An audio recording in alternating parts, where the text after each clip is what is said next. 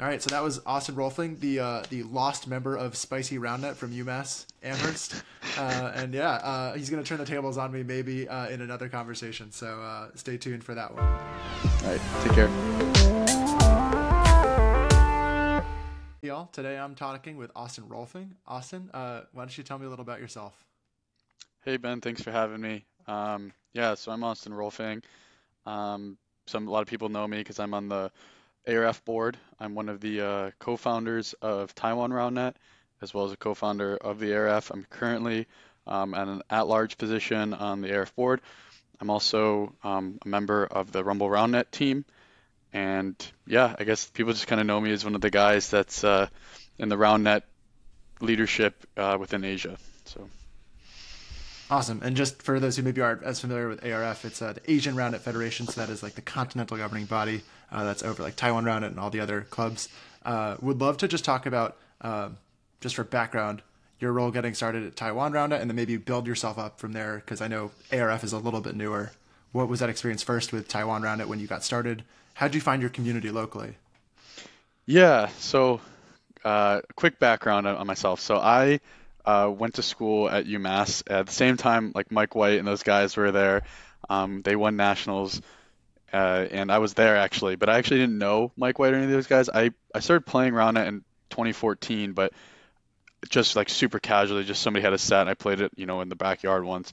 And then that was kind of my experience playing Roundnet at UMass as well, just, pick up with some boys. So, and then I knew that we had a good team and everything, but wasn't competitive at all. And then shortly after I graduated, I moved to Taiwan because I got my degree in mathematics, but I didn't want to go into that actuarial mathematics. I didn't want to become an actuary right away.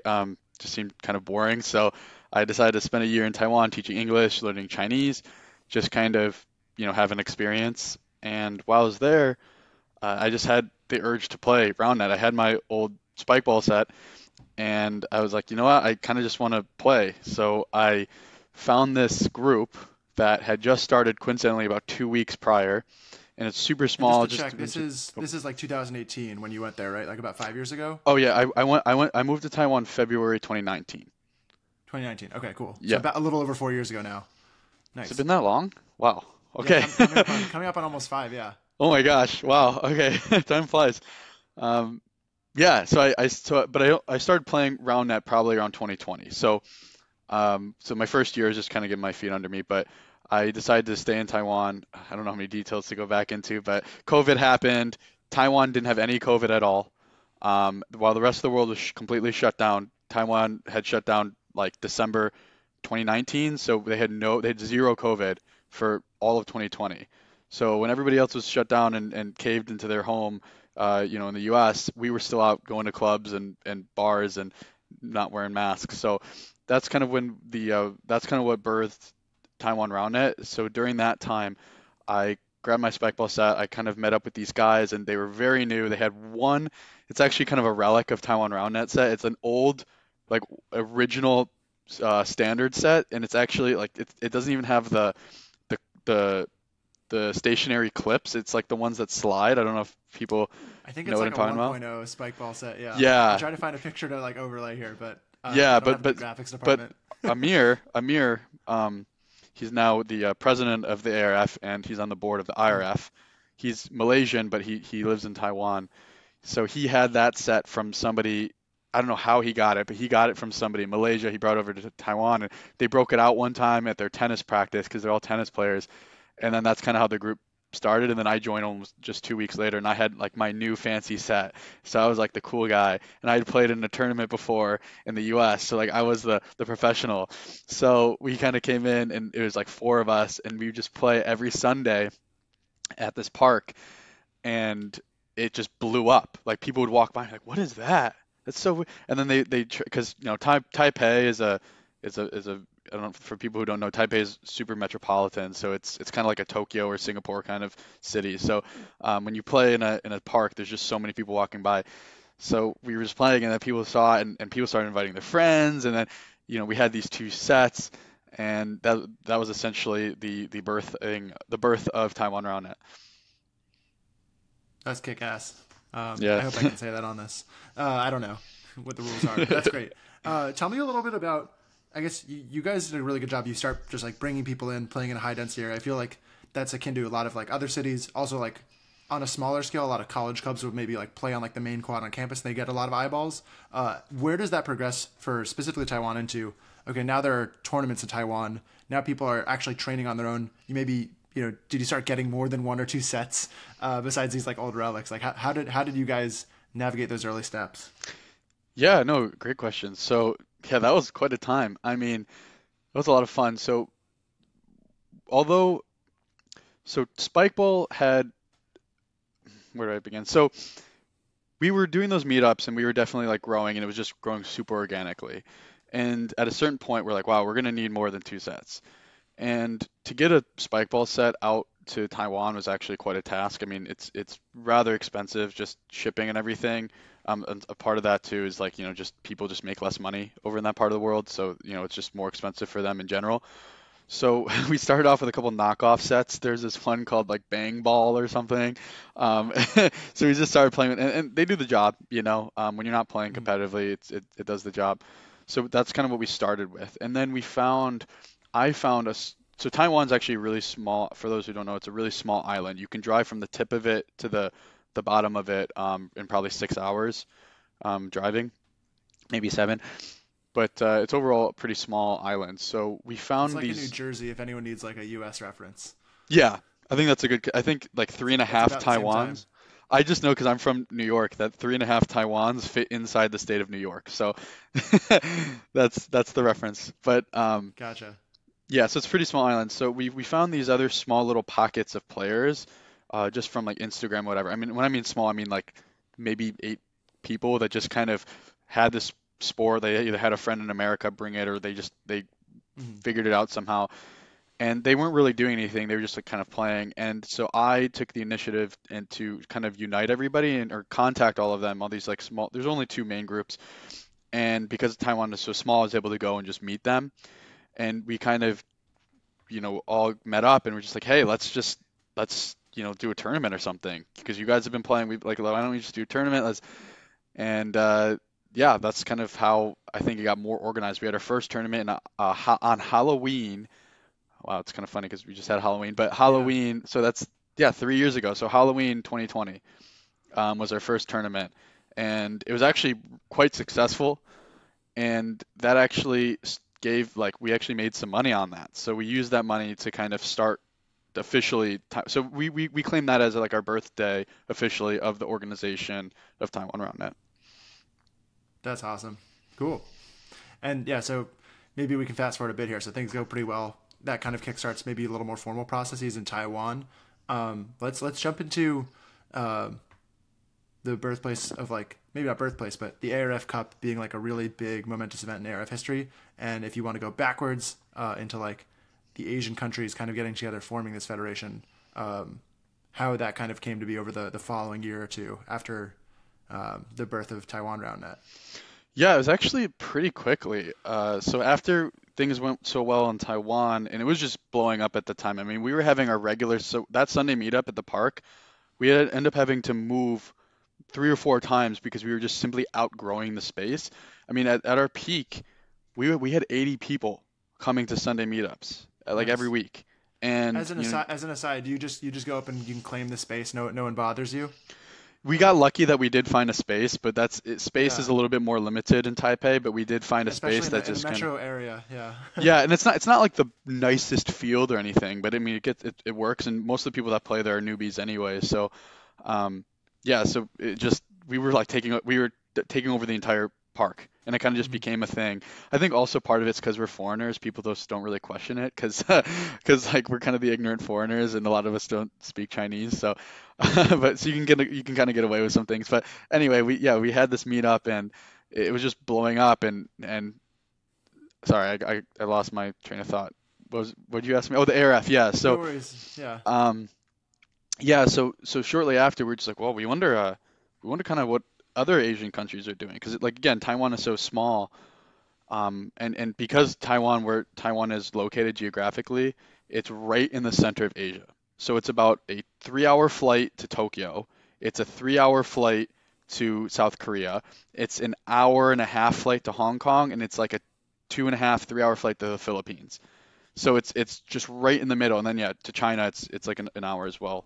So maybe 45 minutes. It's really centrally located. So we were just thinking like, okay, well, what else is kind of going out there? And we saw just on Instagram and others like these other Roundnet groups that were kind of popping up. There was a Roundnet Philippines, Roundnet Indonesia, Roundnet Japan, and so me and Amir kind of just took the initiative to like reach out to these guys and say, hey, you guys want to kind of connect? Maybe we can at least bounce some ideas off of each other because we were brand new, they're all brand new, so we were just kind of like, okay, well maybe we can at least learn from each other, and at the very least. And so and then so I think March 2021 was the first meeting of, oh yeah, in India as well, of the Asian Roundnet Federation. Sweet. And in that meeting, do you set these goals of let's have an Asian championship, let's have an Asia Cup? When does the ARF Cup start to become more than just like a thought? I think it was always kind of in the back of our minds, like that was a potential, but I don't think we really thought that realistic, especially as quickly as it happened. I think we really were just like, oh, it'd be cool if one day, we had some kind of Asian championship or something. But when it first started, it was really, the goal really was just to connect the community, like learn from each other. And at the time too, because of COVID, I mean, nobody was traveling at all. So there was no way we could even, travel within, our countries or anything. So it was really just at that time, just let's get, so we had monthly meetings, and we became quite good friends, all of us. So it was just kind of, the group just meeting up, bouncing ideas off of each other, and just kind of talking about our vision and helping each other, and also trying to find other communities out there, because there were other countries. So for example, like Cambodia had a small group, but just kind of find other communities and maybe help them start the sport in their country as well. So that was kind of the initial, was like just a resource for these new NGBs that were national governing bodies of different Asian countries. You mentioned on these monthly calls you're kind of collaborating, bouncing ideas. Is that something that just kind of naturally is happening? Do you think those are things that were like really critical, and how could those maybe be applied to, maybe it's, Europe, South America, North America? Like what are some other like things that you'd see like being applied there? Yeah. So that's a good question. So I'll try to answer it the best I can. So I think at first it started like, hey, I just kind of want to know the faces that are kind of behind these things. Mm-hmm. And then it became of like, oh, bouncing ideas off of each other. But then it kind of became a situation where a couple of things where we're kind of pooling our resources.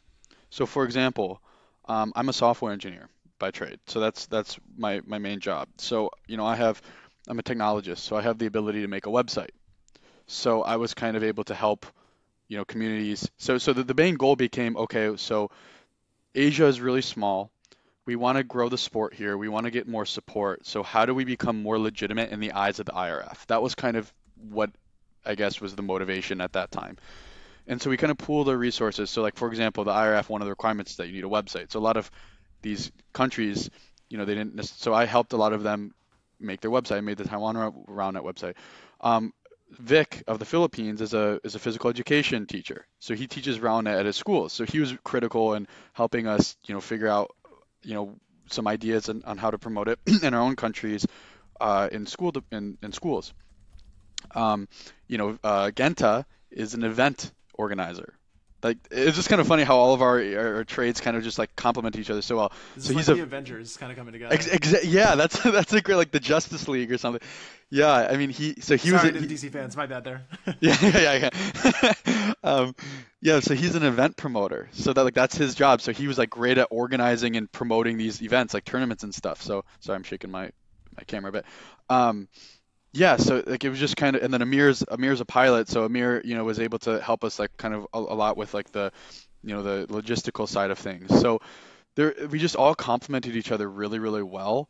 And so that was kind of so when we first met and we kind of learned this about each other, like, wait, you do events? Like, whoa, so how do you promote this? Or, oh, you're a software engineer? Oh, can you help us like with our website, whatever. And it just kind of became just like an almost essential for us to really thrive the way we have. And then the goal became, let's get each of us into the IRF. to become a full member in the IRF. That was the goal. So because the IRF, for those who don't know, the International Roundnet Federation, there's all these standards that NGBs have to meet to qualify as like they have different membership statuses, but they have like provincial and then like full member. And like when you're full member, you get voting rights and everything. So, but in order to meet the qualifications, you have to have like a website, you have to have X number of followers on social media, you have to, have a board, and you have to have bylaws, and you have to have all these things. When you're starting out, especially because a lot of these countries, English isn't their first language, it's very difficult. So, me obviously being American, English my first language, I was able to help a lot of guys with like their bylaws. So basically, Taiwan Roundnet, we were the first ones to have bylaws, and then I kind of handed it off to their guys and said, just tweak it as like, and so stuff like that. So we just became like a really big exactly. So we just became like a support network to help each other. So yeah, that's awesome. That's lovely. You're speaking really well to, I guess, like the foundation of like ARF, like collaboration and a lot of just like growth together. Tell me a little bit. Let's just jump into like, I guess, kind of getting to celebrate the spoils of that, which is this ARF Cup, which happened in September 2023. Obviously, it was an idea initially. At what point is like, okay, let's put this in Bali, and then where do some of these other pieces start coming together on? Let's make sure all the countries are on board. How does that process look for you all, and how'd you guys decide how to even set up the event with all the different squads? Tell me about that and kind of your inspirations there. yeah, so I think it was always like an idea. It was always kind of like, oh, wouldn't it be nice to have this kind of idea?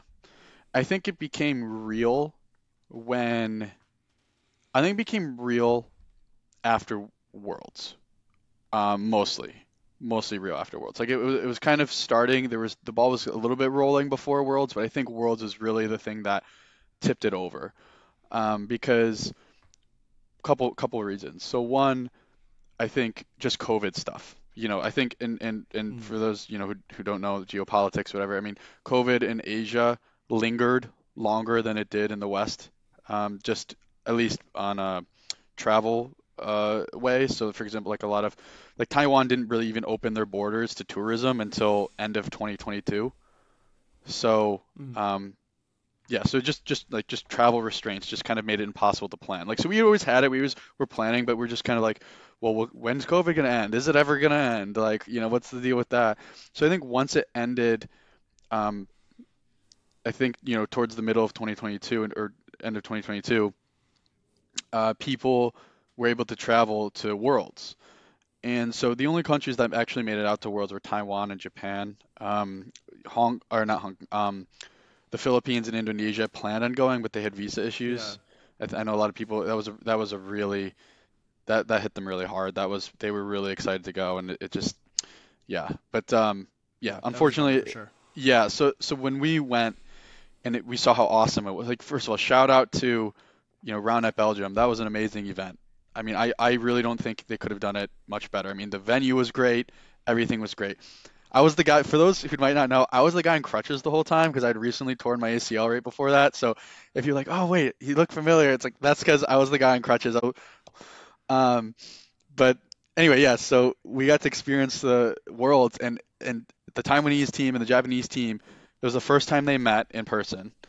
And it was the first, and then coming back, everybody's just so jazzed. It was like, wow, that was so fun that we got our asses kicked, but that was so great. And it was just such a great experience. We got to meet the best players in the world.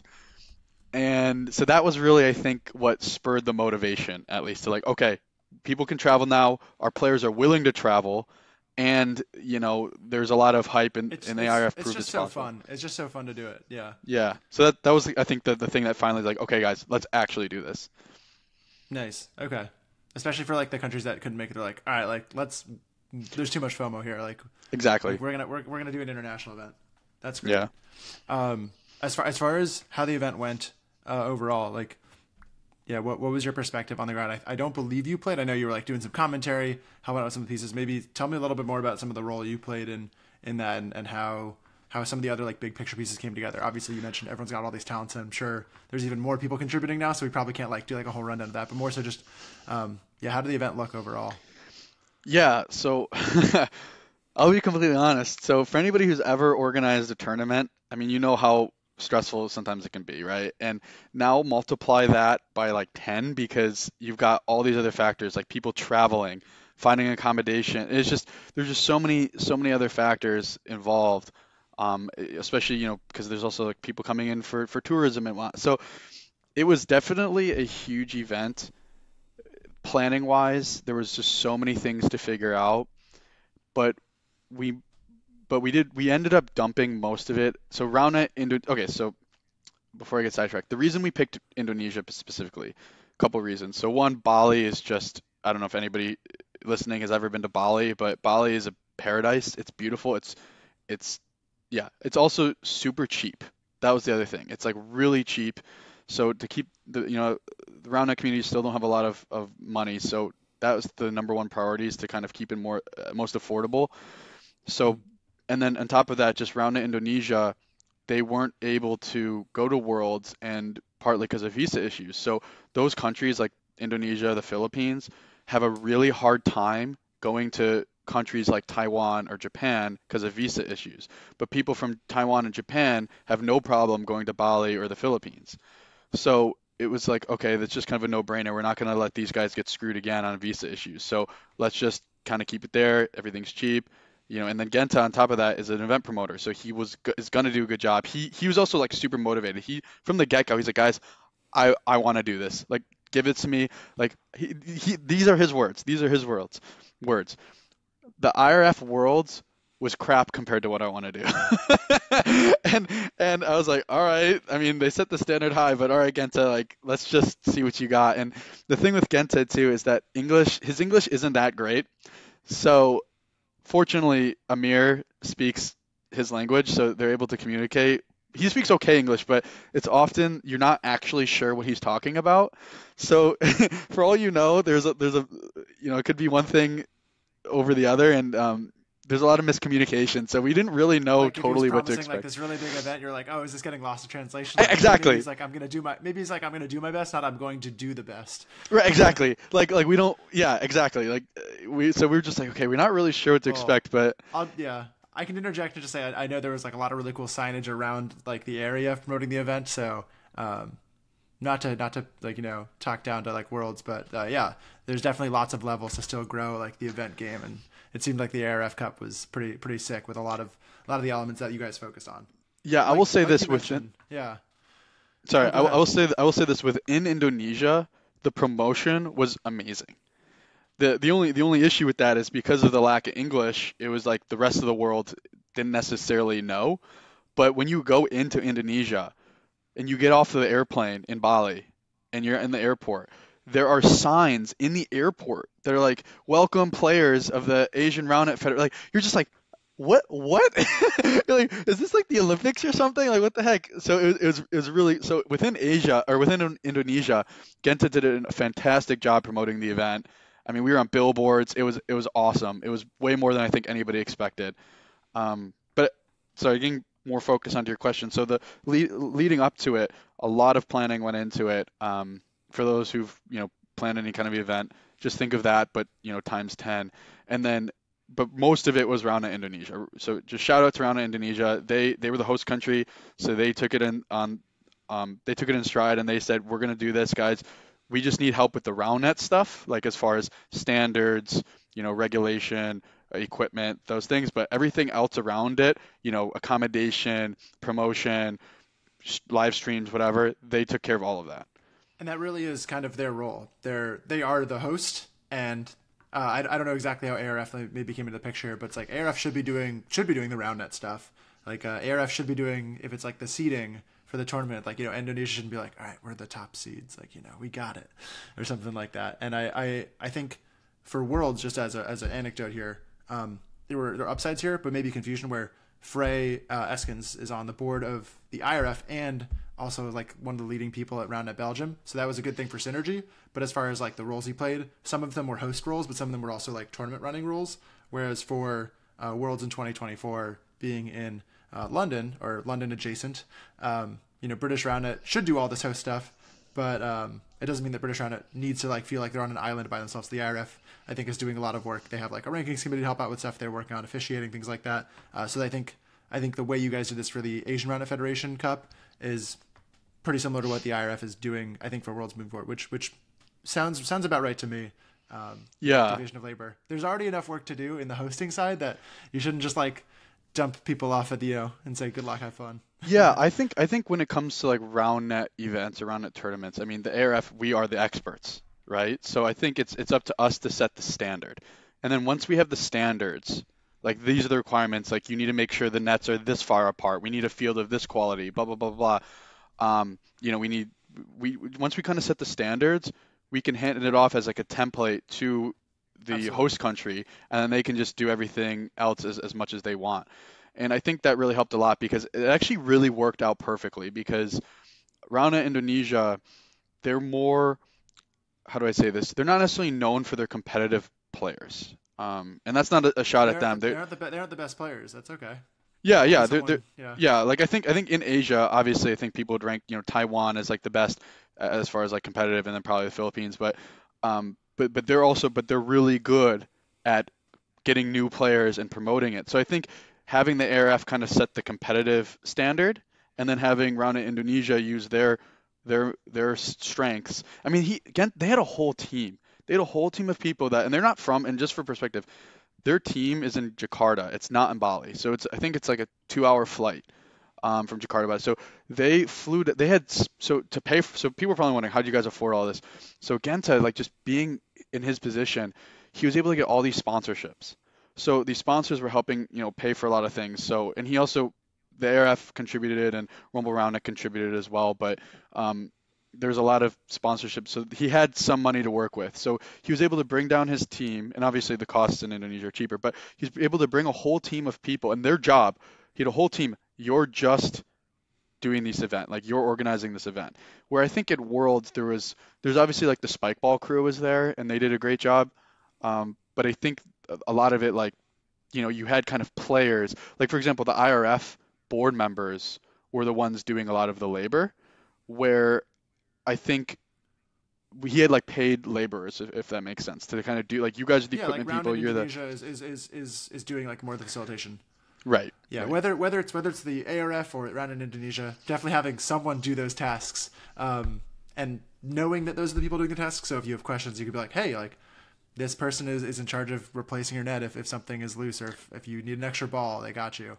Exactly. If you need a line repainted, this is the team that's focused on that.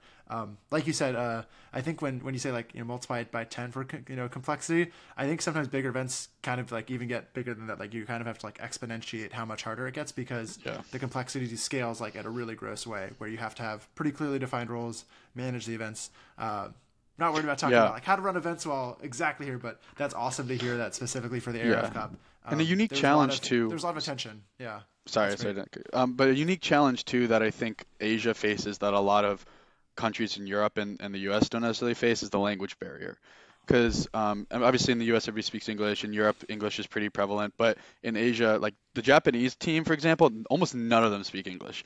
The Indonesian team, almost none of them speak English. So you've got a lot of, Taiwanese, Hong Kong players, they all speak pretty good English, but the language barrier is definitely an issue. So, for example, like, and this is another example of like this attention to detail that the Roundnet Indonesian team did, was they had translators for each team. So they had like when the Taiwanese team landed, they had a person who spoke Chinese come pick them up at the airport and be like their liaison for the entire week that they were there.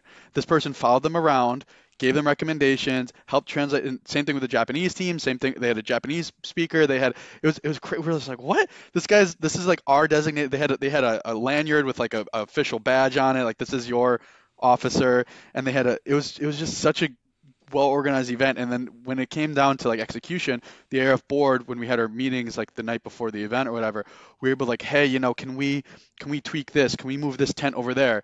And then, Genta would just call his crew and be like, hey, tent crew, whatever, I need you to move the tent there. And they're like, done. It was just so great. Yeah. Yeah. It's kind of the, when I think about Roundnet events, at least in North America and most of other parts of the world, they're usually under-resourced. So just being able to get the sponsors in to then pay the team to do the work versus just be like, hey, like, Genta, do it all by yourself. Or, hey, Genta, like, do it all by yourself or ask your friends to also do it for free. It's a really wonderful thing that was able to happen. I feel like I would love to talk to him about more of the sponsorship stuff some other time, because that's, I think, a really important lesson to share with more people. Obviously, it's like, yeah, having sponsors, yeah, definitely do it if you can, but more of the how is a trickier thing. Well, tell me a little bit more about. We can transition a little bit here into. You mentioned ARF put some money in. Is that money coming from resources from like membership fees from the national governing bodies? Where does ARF have funds from, or was that more so just the tournament registration that you were speaking about when? Yeah. That's more what I Okay, meant, was like the tournament, gotcha. like the organizing it all. That's that Yeah, side of it. like Yeah. everyone's paying to play. The money goes to ARF. Right. ARF gives the money to. Okay. Exactly. Yeah. I Yeah. guess that's not a maybe worthwhile follow question. So pivoting from like the sponsors here, you mentioned specifically Rumble Roundnet. I did tune into some of the live stream as much as I could really during that weekend. Tell me a little bit more about what that sponsorship was like, and if you want, we'll go backwards actually after this for Rumble Roundnet origins. Yeah. So I'll just say, first of all, I want to say this real quick. I never thought I was supposed to be any kind of commentator at all. I didn't even know that there was going to be a live stream of that caliber at the event. For those who watched it, okay, like I just want to, I was thrown into it, and it was my first time ever doing anything like that. So they're just like, hey, we're having this live stream and we're going to have a main stage. Can you commentate? And I was like, oh, okay. I thought I was gonna be like a guest, whatever. They had me commentate the whole day, every day. I was doing like live interviews and everything. I was like, I was not ready for this. I've never done this before. And so shout out to like guys like Mike White who do that, because that's not as easy as it looks, especially if you're alone, because you literally run out of things to talk about. So it's definitely easier to have another person. But yeah, anyway, I know for like like Jonas Willinger's really like set that like new trail of just like taking commentating as a thing that like you don't just do, that you like really do the homework and do professionally. Even Jonah has like said to me like, even if it's just someone who I can just like play off of, like you need to have that human interaction. You can't just do it by yourself. Yeah, especially since I didn't even know half the players. Yeah. Like I didn't know any of the yeah, Indonesian players. having a second commentator is definitely worth its weight in gold. So that's super impressive. You're able to just hold the floor on your own. Yeah. I mean the roundnet's definitely entertaining as well. Yeah, and another super quick shout out to that production crew. So that production crew was actually a high school crew that they were like a local high school that's like a trade school that specializes in that kind of thing. And it was a high school, they were all high schoolers. And they did all the production. They had like cameras everywhere. They were following me around with the camera with the microphone.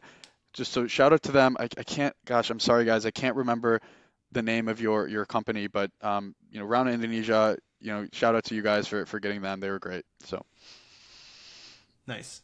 I won't make any concerns about like, I don't know what the child labor laws are like there, if they were working like all those hours. they're all all 18. days. They're all of They're all age. 18? Yeah. Okay. They're all 18. Okay. Yeah. I was like in high school.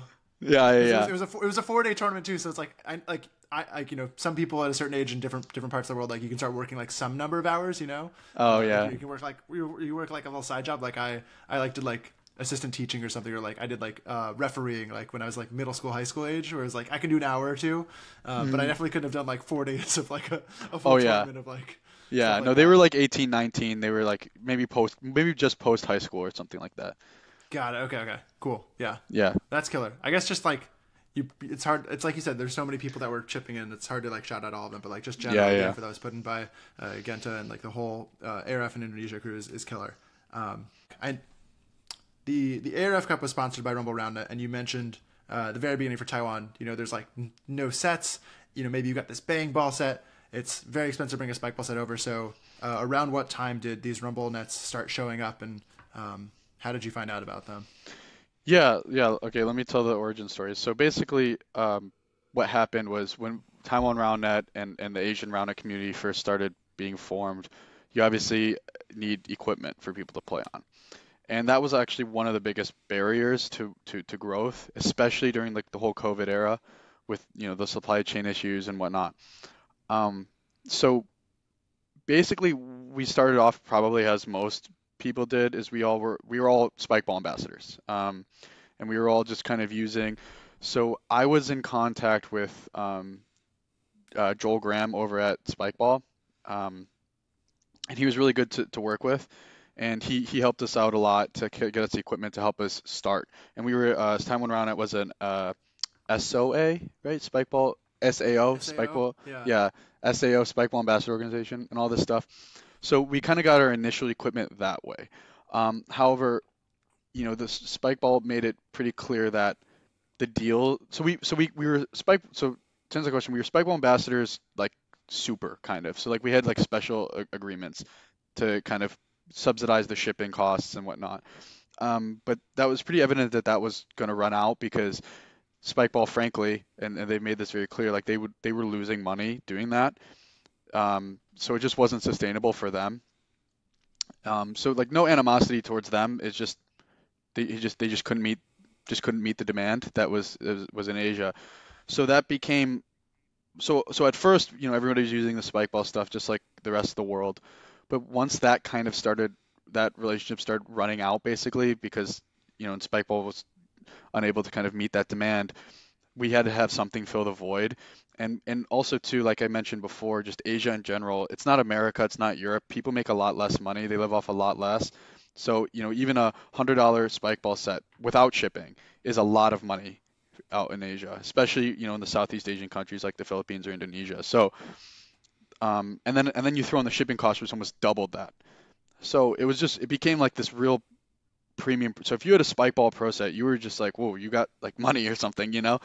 Um, so yeah, it just kind of wasn't sustainable for the organic growth that we were experiencing. So basically, what people were doing was they were taking matters in their own hands and they were getting these like cheap knockoffs from, somewhere like, some Chinese knockoff Bing Bang Ball or whatever, just all these like wacky names, but they're all rather flimsy and the balls were all slightly different and blah blah blah blah blah. And it's like, well, okay, guys, like in order for like the sport to really grow, and this was one of the things that like the NGB, like the governing associations, were like, we need to come up with a solution. This I think was probably one of the big things that ARF did was so the birth of Rumble Roundnet was actually a collectivist like idea. It was actually like a community project.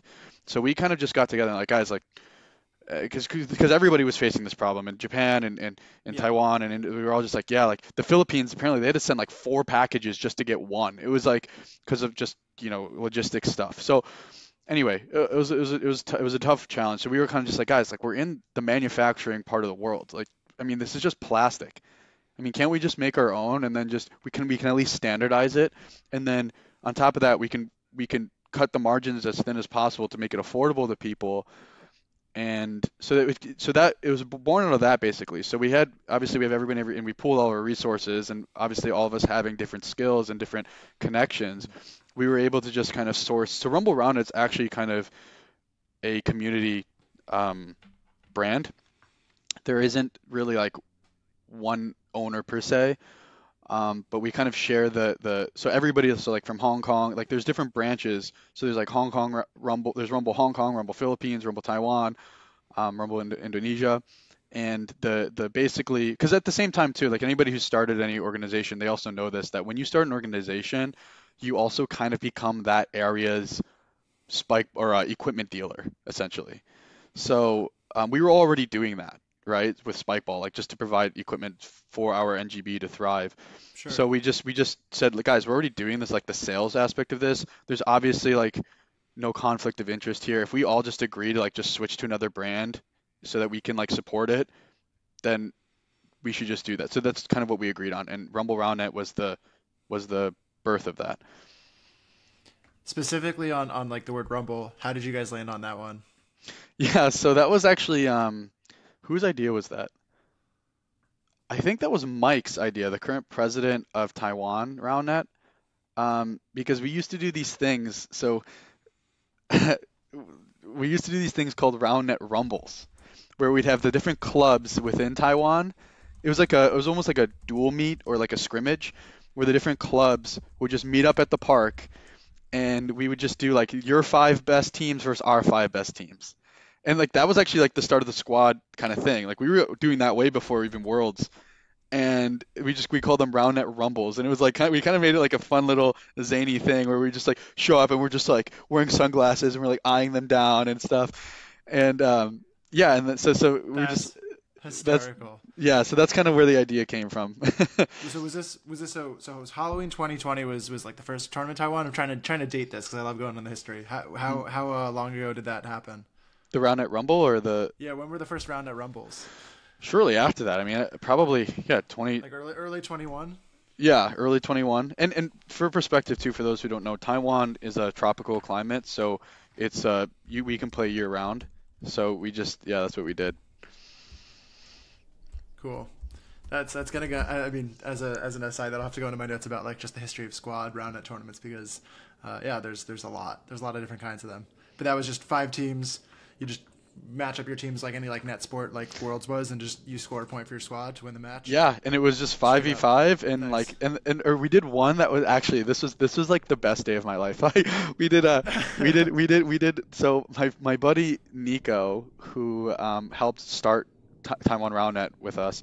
He's no longer in Taiwan. He's married and in Charlotte somewhere. But he we did a 6v6 Roundnet Rumble, and there was this one club. So we were part of the Taipei Typhoons. That was our club team, and then the other team was Songshan Roundnet. They're now called After Midnight Roundnet, but Songshan is like the district they live in, and they just kind of had our number. Like every Roundnet Rumble, they just beat us, and so this one was a 6v6 and we were tied 3-3 and then we had like a tiebreaker where me and Amir had to play against Mike, the current president, and Hans, who's also like people who don't know Hans, he's the guy that we call him the Terminator because he's always wearing sunglasses. He's like the big strong guy. And me and Amir beat them, and it went to like deuce and everything. And it was like we finally beat Songshan Roundnet. Like it was like such a, yeah, it was a lot of fun. And then we all went partying and drinking later. It was great. Yeah, that's fantastic. I think that's why we play. It's like everyone has those moments, and then it's like, yeah, like I'm gonna just keep playing this game because I love it. And And we when recruited when for we that get on, too. Like this team was beating us, and so then there's this girl that showed up. She was like studying abroad in Taiwan. She showed up to one of the meetups, and she was quite good. And we're like, hey, can you play for us next yeah, year? are you free on this day? Yeah, Yeah, are you free it on this was like one day? free agent, like mercenary team, but we got the win. That's Yeah. killer. Nice, sweet. Okay, awesome. So that's how the Rumbles came to be, and I guess from there now it's like Rumble Roundnet. You at least you mentioned you do like this part time role. I'm guessing it's maybe more as like this technologist or maybe a little bit of like ambassador type stuff work. What is your role today in Rumble Roundnet personally? Well, my role's pretty big. I mean, we so like I said, it's really just everybody's kind of doing it together. I would say that if yeah, like I guess technically I would say like I'm like this kind of like the CEO in a way. I mean, I so basically a big part of that is just because of like my English ability and whatnot, but also I have the technology and kind of a business background. So because so basically all of the Rumble programs in every country kind of has their own autonomy and they kind of do their own things. That they're I guess you call it classify them as like subsidiaries, but you need one person that's kind of just like checking in on each because at the end of the day it's still a business and you still have to and we reinvest 100% of the profit back into the community. So we try to keep the margins thin to keep it cheap, and then whatever profit we do make, we reinvest via sponsorships or whatever. So we have all these different subsidiaries, I guess, in all of these countries, and I'm kind of the guy that oversees all of that essentially. So part of that's just because like we share one website, we share, and also like if you're in Taiwan and you want to buy a set, you need to make sure and it's also different in Asia. Like for those who the North American or the European viewers, it's different. You don't really have in Asia. It's hard to explain, but it's just different. Like the way people buy things online, e-commerce is just different than it is in North America. Like North America, you go to Amazon, you swipe your card, you type in your card, whatever. Usually, like most of the e-commerce in Asia is done via third-party um, sales platforms, like an eBay kind of thing. So we don't have like our own e-commerce store. We just have like it's called Shopee is the store called that most people use, or Lazada, and we just have like our different stores. So we have like our different Amazon version stores, and that's where people buy. So yeah, and again, it's kind of just born out of that necessity, and it's in the local language as well. So and it accepts the local payments because like a lot of these Asian countries too are still very cash economies. So like for example in Taiwan, the most popular way to buy things if you're gonna buy things online is you have it shipped to your local 7-Eleven, which is like everywhere, and then you go to the 7-Eleven and you pay cash on delivery. So there's just a lot of things like logistically that Anyway, that's probably too much details, but No, that's fascinating. That's fascinating. I don't know yeah. much about the e-commerce world in Asia at all. I'm sure it's a little nugget for a lot of people. So I appreciate you sharing. Hmm. Yeah. And yeah, without getting like I guess too like ahead of ourselves, I know like it's kind of like the end of like the question I had was what was it? Oh yeah, so yeah, from here you talked a little bit about like Rumble Roundnet. It's basically like community owned and led, which is pretty cool. Tell me a little bit about just keeping up with the tabloids, like this Premier Spike Rumble Roundnet collaboration. What does that mean? Are there specific things that's going to look like, short term, medium term, where Premier Spike can help support, like you said, like these community focused efforts that Rumble Roundnet is all about?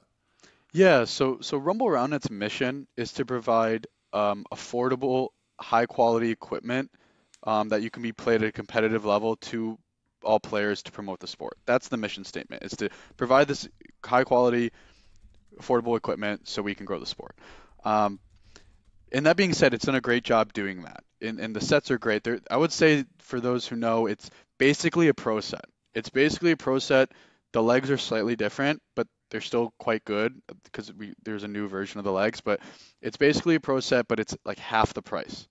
And also take away all the um, Sure. shipping, costs because the logistics within Asia are much Yeah. easier. Um, so it's good for that, and it's done really well on the competitive level, and the balls are actually quite good. A lot of people, I won't name names, but we've had some very high level players on the world stage tell us that they actually prefer the balls over spike ball pro balls. Very Um, cool. so I know personally I'd love to get my hands just I've got like all the balls yeah, right here. I'll, Like I'm always trying to try stuff. I'll see if I'll But see if I can send you some. yeah, we'll try to figure out a good shipping plan. Yeah. So that being said, it's still it's meant to be affordable, and now with the onset of the Premier Spike, I kind of see the Premier Spike, or we see the Premier Spike as being kind of like how the Pro was to the Standard at the time, if that makes sense. So especially with the way that the um, Spike or the RoundNet world is going with the equipment, I'm actually on the equipment committee for the IRF. So, and everybody knows like the onset, the Mammoth set, and all this stuff. Just the way everything's going, it's just and just logistically and manufacturing wise, it's not a simple thing to just change equipment. Um, so we decided to like contact Taylor Sanford of Premier Spike and said, hey, we know that you're kind of competing for that like competitive market, whatever, the competitive player in North America and Europe and stuff mostly, but like, hey, have you considered Asia? Like maybe we've got everything figured out. We've got all the logistics figured out. We have all the connections. We have everything, you know, set up. All we need is if we could partner and we can sell your equipment, then we can basically make yours like the pro set, and we can still have the Rumble set that will be more available for the newer players or the more um, budget cautious, I guess, players in Yeah. some of these not as wealthy countries. So so it just worked out perfectly in that, and it was a perfect marriage because frankly, Rumble Roundnet doesn't want to be in the equipment space for too long, especially with because like just manufacturing and stuff, it's just and logistics, it's just a pain in the ass, like to be honest. Um, so and Taylor said he doesn't really want to deal with all the other stuff. So we just want to focus on growing and promoting the sport and doing things like content for age because that's the other thing too. Like we don't have any we don't have any podcasts, we don't have any blogs, we don't have any like news or media specifically focused on Asia, talking about the Asian players. That's kind of more the direction Rumble Roundnet wants to go into, and we don't want to do less of the equipment, especially with the uncertainty of the Roundnet landscape. So Taylor is like, well, I'm all in on the equipment side. So Sure. we're like, okay, well, this is perfect. So right now, like, you'll be the premium set, we'll be like the standard set, but yet still affordable and still high quality, so you can play pro level matches on it.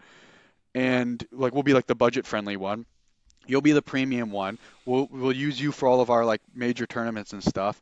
And then, eventually when the equipment changes, if depending on how big the change is, if we have to retire the Rumble set, we're fine with that. And then, so instead of building the brand around a set, Rumble Round wants to pivot to building their business around a brand that's like all things Roundnet, kind of one-stop shop for Roundnet in Asia.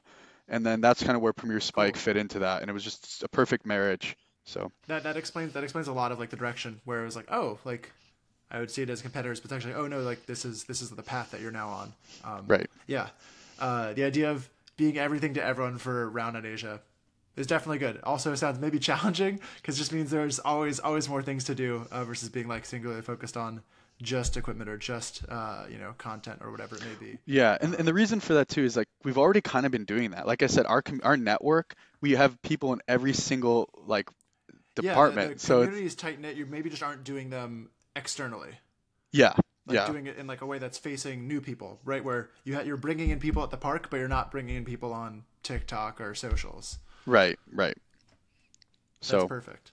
yeah, we're figuring it out as we go. Yeah, I think we all are, and yeah, that's probably the most important thing is just being aware that we do have to figure it out is pretty humbling. But yeah, that's great. Thanks for sharing that. Is there anything else that you wanted to talk about that I maybe didn't give you a chance to cover? I mean, yeah, we went into the details. I just want to shout out, Premier Spike and Taylor, I guess. I mean, it's been he's like been super easy to work with. It's great that I just think that it's a really great thing for the Roundnet world that you know that Asia is growing the way it is. I think it really helps the sport as a whole, and I think that what the ARF is doing, things take time. I guess this is what I'll say. Things take time. It's going to be a slow burn. It's not going to be, a sprint. It's going to be a marathon, but over time, like things will get there, and we're really excited because I think Asia has a lot of potential. I agree wholeheartedly. I know we talked behind the scenes how much FOMO I had about the ARF Cup. So um, yeah, if there's something like that in the future, maybe if it's like in the odd years or something, I definitely will have my eye on it again. It's not like I didn't have the date on my calendar. I had it on my calendar for like 8 months. I just couldn't make it make sense this year, unfortunately. Yeah, watch But out yeah, at it sounds Worlds. like a hoot. Asia's coming for you guys. Asia's coming for North America. I think everyone's coming for North America at Worlds 2024, which is a whole other host of topics a whole other can of worms. It's well, thanks so much, Austin, for making time today. I know I learned a lot, and I hope everybody who's listening to this all the way through learned quite a bit too. I'm really excited to see Roundnet continue just blossoming in Asia, and yeah, as far as Rumble Roundnet and just improving standards in Asia all across the board. I think you guys are up to some really good stuff. So thanks for making time. Yeah, thanks for having me, Ben. This is great.